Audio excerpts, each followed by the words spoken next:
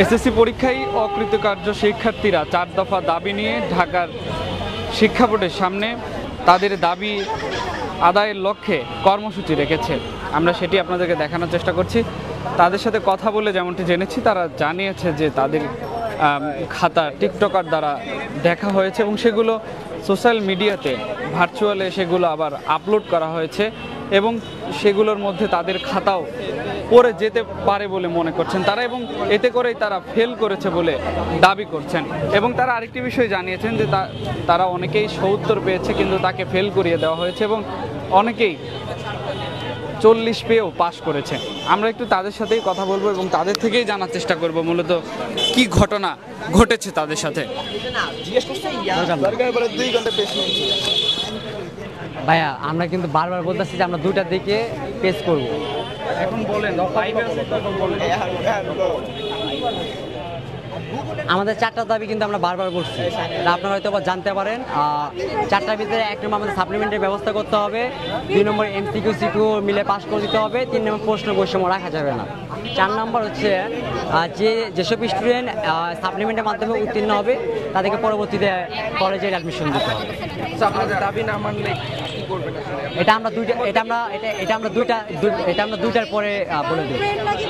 এই বিষয়টা জানাবেন যে টিকটকাররা খাতা দেখার জি জি আসলে কি মনে করছেন যে আপনাদের খাতা সেই খাতার মধ্যে পড়ে কিনা?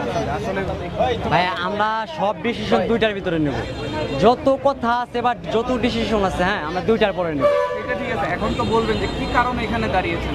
আমরা চারটা দাবি কি? 4টা দাবি আমরা বলছি অলরেডি।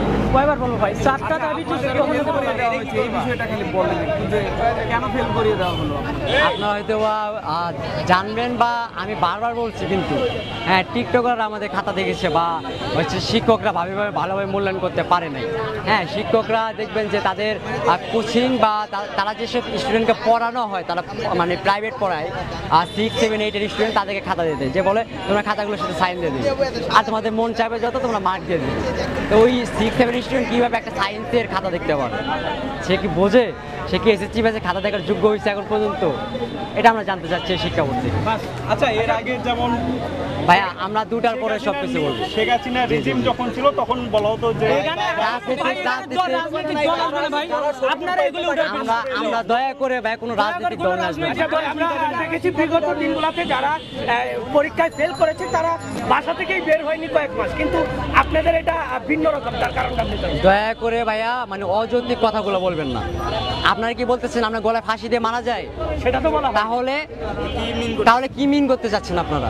আমরা বাসায় বসে কান্না করবো?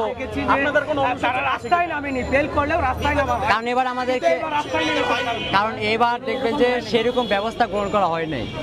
সেরকম ব্যবস্থা মানে রেজাল্টের কথা দেখতে পারেন যে একটা স্টুডেন্ট যে 6.5 কীভাবে ফেল করে।